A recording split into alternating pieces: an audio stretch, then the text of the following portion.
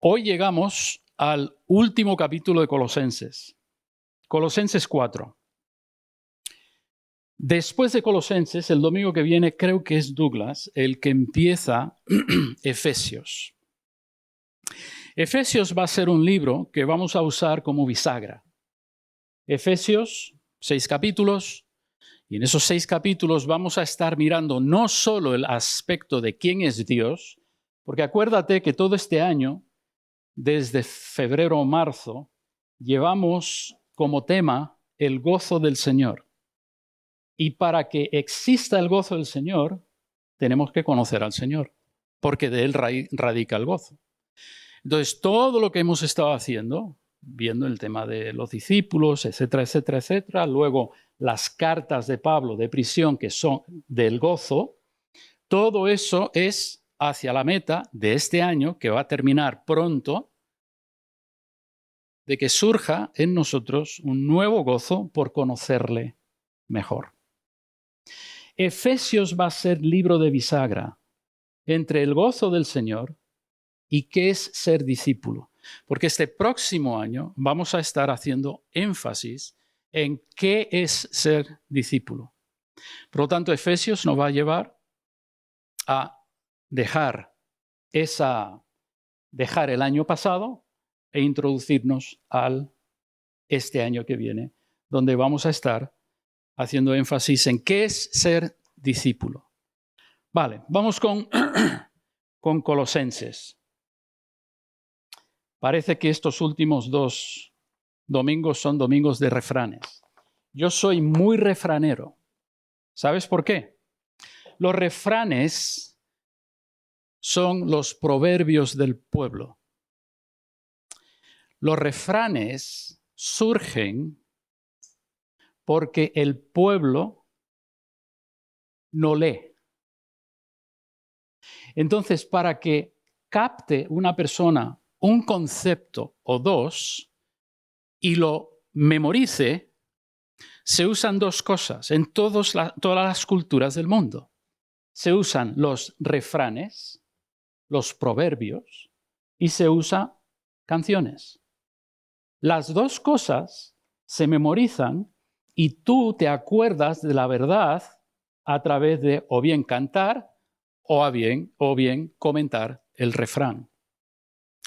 De hecho, yo tengo un amigo antropólogo que él y yo estudiamos juntos nuestro máster en antropología, y él hizo una comparación, es misionero en Ghana, tomó todos los refranes del pueblo, los diferentes, bueno, más bien el pueblo con el que él vivía en Ghana, sus refranes, y los casó con refranes de proverbios. Es decir, explicando, tú tienes este refrán que hace referencia a Dios en este proverbio. Por lo tanto, el refranero es muy importante si tú quieres conocer un pueblo. Conoce sus refranes, porque en una frase o 2 crea una imagen en la mente y tú te acuerdas de esa imagen y por lo tanto te acuerdas de esa verdad. Y hoy, a Dios rogando y con el mazo dando. Capítulo 4. Semana pasada comenté que podemos dividir Colosenses en 2. Capítulo 1 y 2, capítulo 3 y 4. Capítulo 1 y 2, hablando de la obra de Dios que ha operado para mi cambio. Capítulo 3 y 4, la obra mía, mi responsabilidad para nutrir y alimentar ese cambio. Él ejerce el cambio, yo la nutro. Él hace el milagro, yo la cuido. Y estos 2 capítulos, el 3 y el 4, hemos estado viendo cómo hemos de nutrir, cómo hemos de cuidar, cuál es mi responsabilidad. En este capítulo, Pablo pone énfasis en 2 cosas, en la oración y en el testimonio, en pocos versículos, del versículo 2 al versículo 6, porque luego del 7 en adelante son salutaciones, Es interesante, en las salutaciones, si lo lees, nos damos cuenta que Lucas es doctor. No sabemos eso, salvo aquí que Pablo nos lo dice. Hay curiosidades. Demas, por ejemplo, Demas forma parte del grupo de personas por la cual Pablo dice, y orar por nosotros. Y Demas es esa persona. ¿Sabéis qué pasó con Demas? ¿Qué pasó con Demas? Abandonó la fe. ¿Tú conoces personas que han abandonado la fe? Yo también. No es de extrañar. Pero aquí este hombre iba, no sé si bien o mal, pero iba. ¿Cuál es la lección? Tienes que nutrir, tienes que cuidar. Dios ha hecho una obra en ti. Tú tienes responsabilidad de nutrir y cuidar esa obra. No seamos como Demas, que dejó.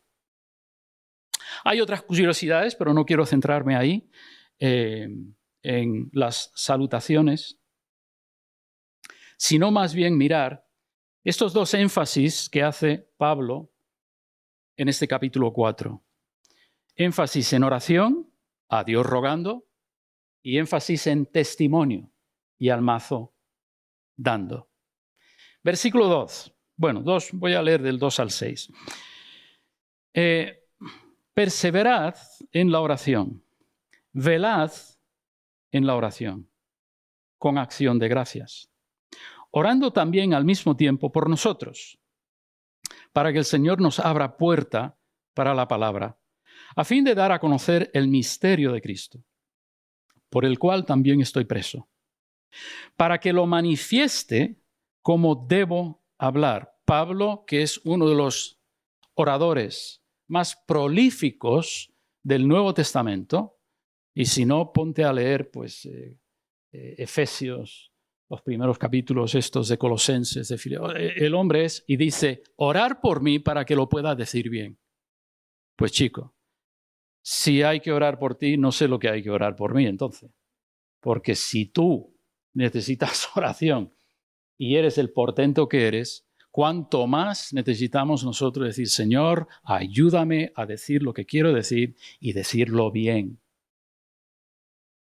Continúa.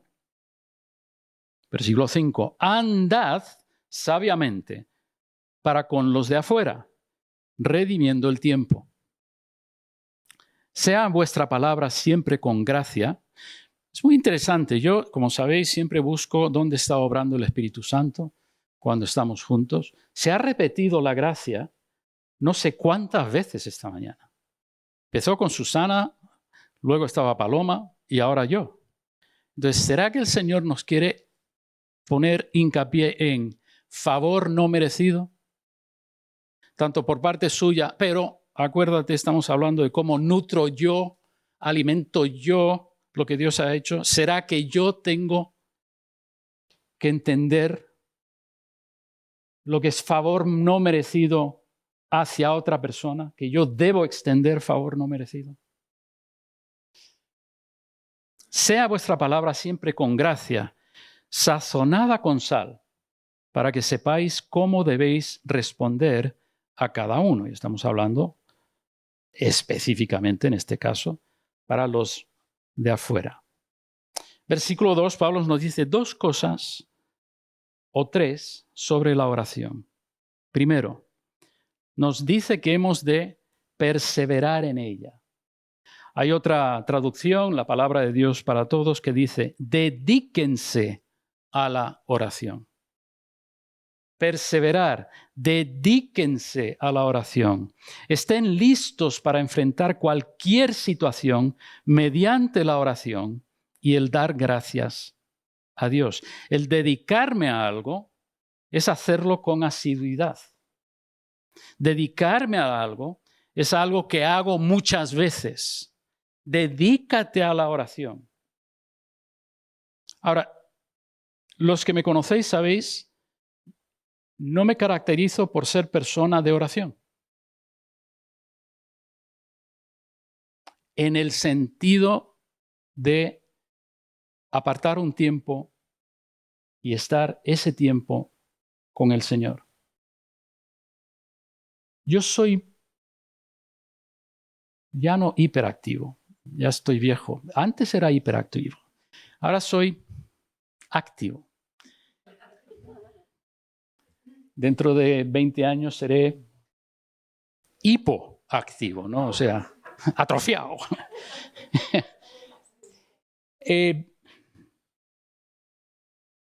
La oración mía es una conversación continua con Dios. Continua. Sobre la vida diaria mía. Sobre la vida diaria tuya. Eso se llama la intercesión.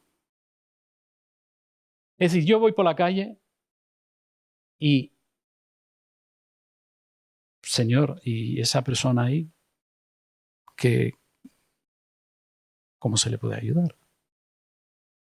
Y a veces para y ve a McDonald's y le compras un...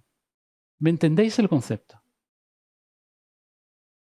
Dedícate a la oración, dedícate a la conversación continua con Él sobre tu situación, pero también sobre la situación de otros, intercediendo por ti y por otros. Dedícate. Eso es lo primero que nos dice en cuanto a la oración. Segundo, nos dice que hemos de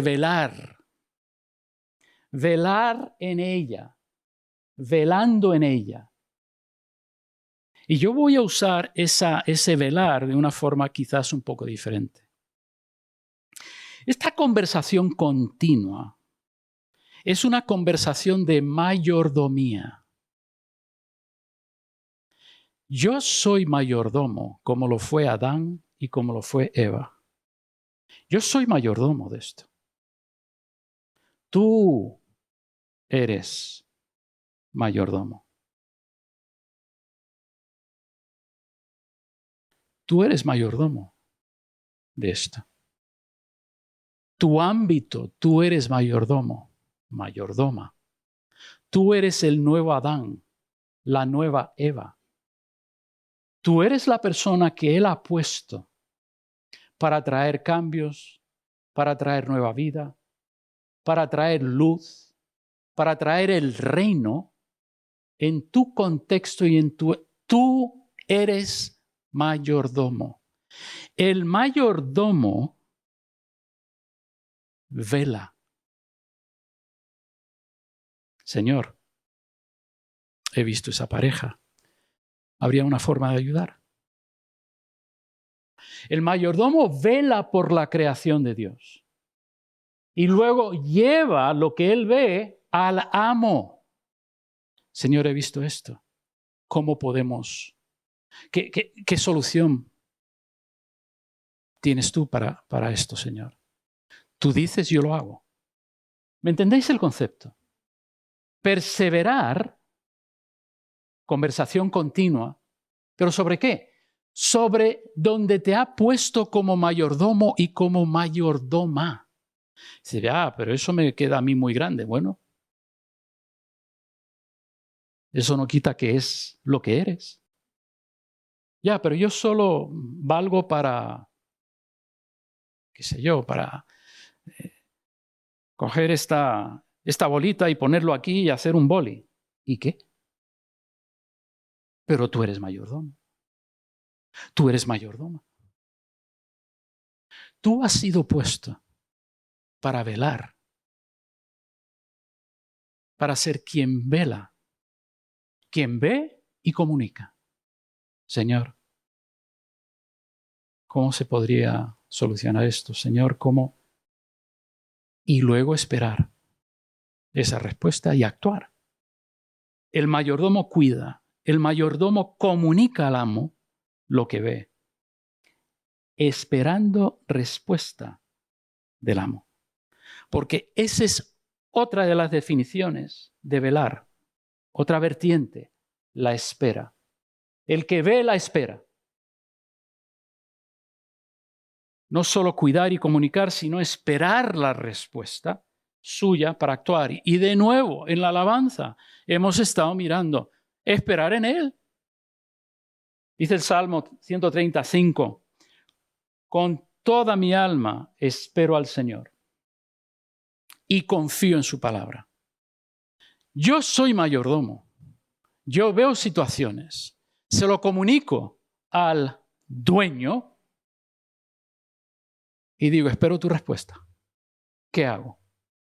A veces la respuesta es inmediata, a través del sentido común. ¿O eso no es algo guiado por el Espíritu? Claro que sí. Y el Espíritu dice, usa tu sentido común. Levanta a... Es decir, se cae una señora, ahora con las calles tan lisas, se cae una señora. Yo no tengo como mayordomo que estoy velando, yo no tengo que decir, espérese un momentito, un segundito nada más. ¿Qué hago? No. Yo tengo un sentido común dado por el Señor y se contesta la oración. ¿Qué hago? Pues levántala, hijo. Es que queda mal, ¿no? Que la pobre esté en el suelo. Pero hay otras cosas, Gonzalo.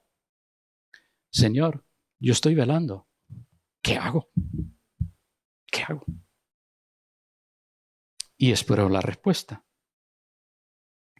Tú y yo somos los mayordomos de Dios.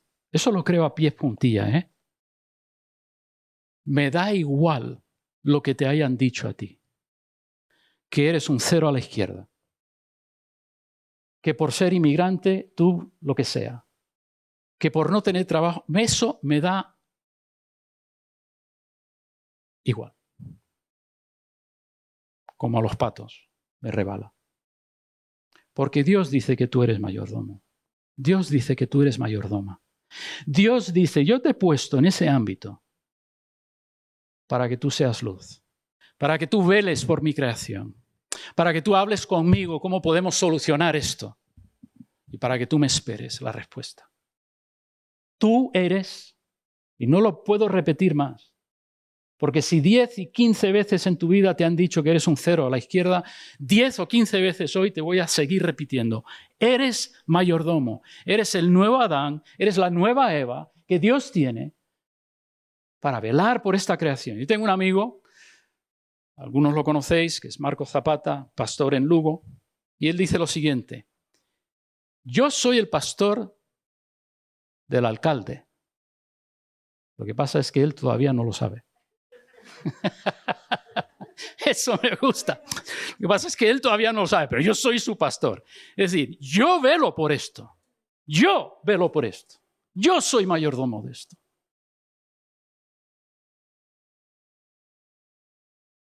3. En oración en la que perseveramos, en la que velamos, hemos incluir en ella acción de gracias. Un poco de alegría podría haber. ¿Te acuerdas la primera predicación en cuanto a Filipenses 1 que nos dio Javi, que dijo que hay algunos escritores que dicen lo que le pasa en la iglesia es que tiene que haber un poco más de alegría en la iglesia? Hablábamos de que se puede bailar salsa, ¿os acordáis? Que darle un poco de vida, Macarena, a este cuerpo, efectivamente. O sea, la oración no puede ser un lamento continuo. Oh Señor, mira mi situación. ¿Qué solución hay? Oh Señor, mira esa situación. ¿Cómo podemos...? La oración también es un tiempo de alegría, de decir, oye, mira, qué bien fulanito de tal, qué bien ahora que empiezan los niños a ir al colegio, ves a los enanillos que van por primera vez, ¿no? Y les vas viendo, mira, gracias Señor, mira esa vida. Tiene que haber esa conversación continua, no solo de intercesión, no solo de velar, pero también, oye Señor, fabuloso. Lo que haces es fabuloso. No conozco a esa criatura, pero mírale qué travieso es. Más quisiera yo esa energía. Fabuloso, Señor. Y vas hablando con él.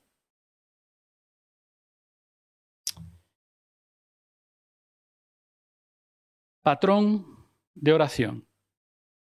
Interceder, velar y alabar. Y me gustaría retarte al resto de este día a hacer lo que hago yo. Una oración continua.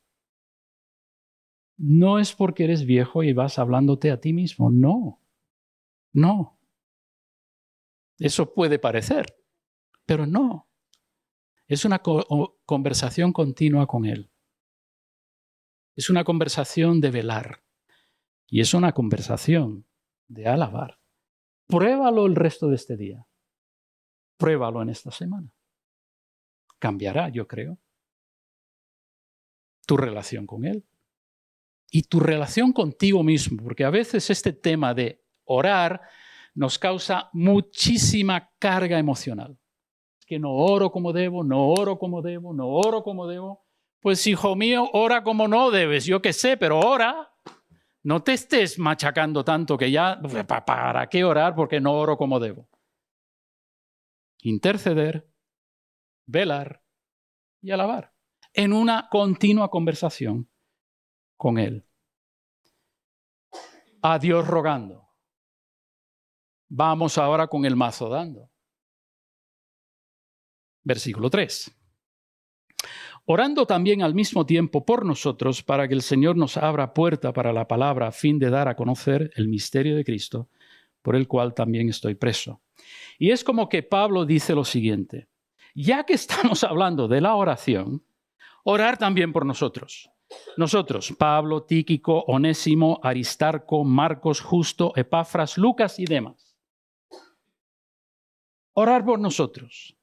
Orar para que seamos liberados. Es nuestra necesidad. ¿Es eso?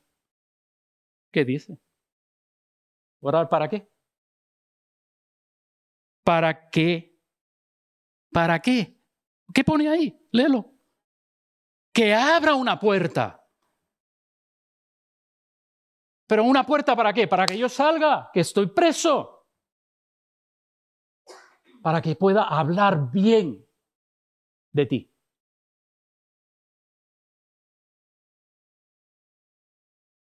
Este concepto lo vas a ver en los escritos de Pablo, que se abra una puerta. Lo usa en Hechos 14, lo usa en 1 Corintios 16, 2 Corintios 2. Pablo está constantemente haciéndole constante pregunta al Señor. Señor, ábreme una puerta. ¿Cuál es la puerta que tienes abierta? Pon eso en práctica. Señor, ¿cuál es la puerta aquí? ¿Qué persona el Espíritu Santo le está hablando? Y yo como mayordomo le puedo ayudar. Este próximo año ese va a ser uno de nuestros énfasis. El discípulo es aquel mayordomo que está siempre, Señor, muéstrame con quién estás hablando para que yo pueda ayudar a conocerte más. Ese va a ser el énfasis. Si no quieres aprender a ser discípulo, no vengas a la iglesia. A esta por lo menos. Porque este próximo año nos vamos a atar los cordones y vamos a adentrarnos en qué es ser discípulo de Cristo. Orar para que yo sepa cómo hablar. Versículo 4. Para que lo manifieste como debo hablar. Versículo 6. Sea vuestra palabra siempre con gracia, sazonada con sal, para que sepáis cómo debéis responder. El mazo dando, el hablar. Hace unos años, en un parque que queda aquí cerca, si subes, no me acuerdo si es Marroquina, y vas hacia la izquierda, hay un parque muy grande, y nosotros subíamos a ese parque los sábados y algún domingo por la tarde para usar un tablero y pintar y hablar del Señor.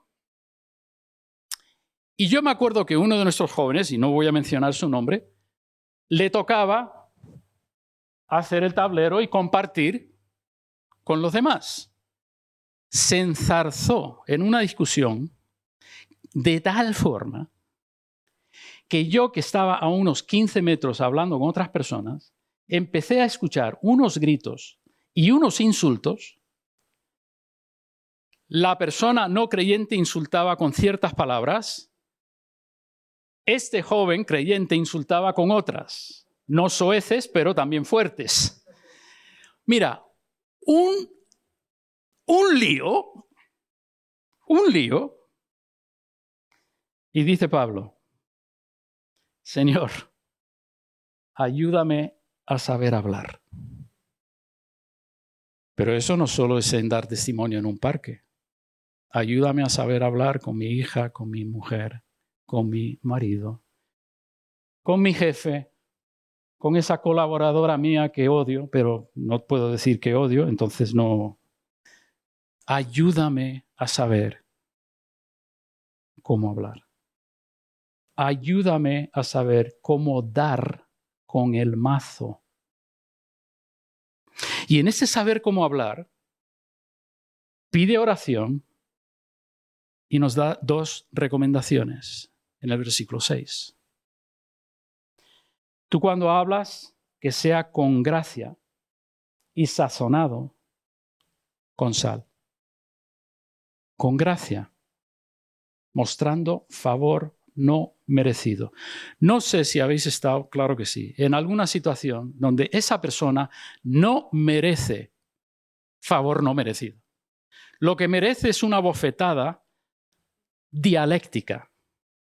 Lo que merece es que le pongas en su sitio con las palabras, ¿o no?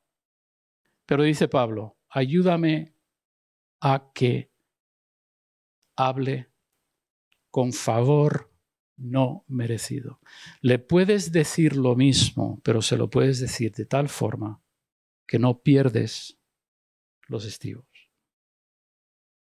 Le puedes decir que lo que está diciendo es una idiotez, pero se lo puedes decir con gracia. Favor no merecido. Sazonada con sal. ¿Y de qué va eso? Pues fíjate, los escritores clásicos decían que la sal, cuando se hablaba de hablar con sal, era hablar con agudeza, con ingenio. Una conversación con sal es una conversación graciosa, no en el jajaja, pero donde el tono no es un tono de idiota, ¿por qué me estás preguntando? Es agudo, es ingenioso. Una conversación de este tipo. Eso es, con salero. Pero la sal también preserva. La sal también preserva. Entonces, es una conversación donde no hay corrupción. Y yo conozco creyentes que están hablando y meten un taco, 2 tacos y 3 tacos. Y yo digo, vale, Dios te ha limpiado el corazón, pero macho, aquí falta la lengua también, ¿eh?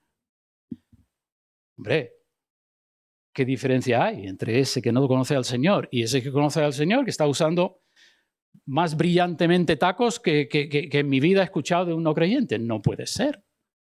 No puede ser. ¿Por qué? Porque la sal preserva. El mazo de tu hablar debe ser con gracia y con sal. Y para esto necesito la respuesta en oración del Señor para saber cómo responder. Y termino con esto. Hay el mazo de la conversación.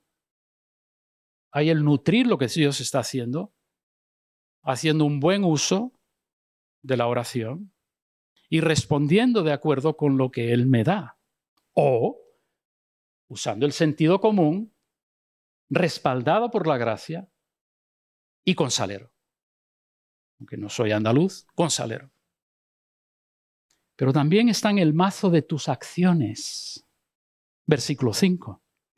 Andad sabiamente para con los de afuera, redimiendo el tiempo. Andar sabiamente. A Dios le interesa no solo tu vida de conversación con Él, tu vida de oración, sino también tu vida de acciones hacia los demás.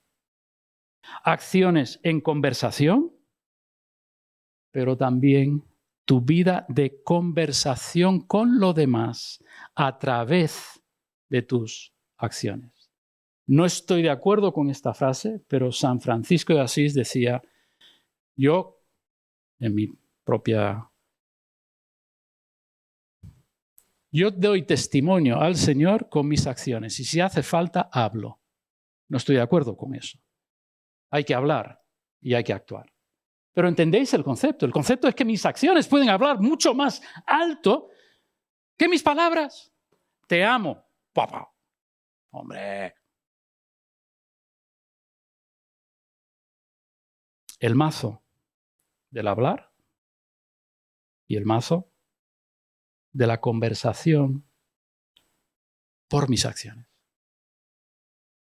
Anda sabiamente. Anda sabiamente como mayordomo del Señor que eres hoy en esta tierra. Anda sabiamente a Dios rogando, intercediendo, velando y alabando en oración. Pon en práctica eso el resto de este día, esta semana. Anda sabiamente con el mazo dando, hablando con favor no merecido o dando favor no merecido y con agudeza e ingenio, con salero.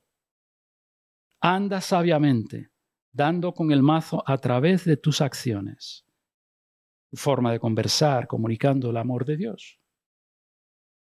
Anda sabiamente en esta semana y que esta semana sea una donde pones en práctica este dicho: a Dios rogando y con el mazo dando.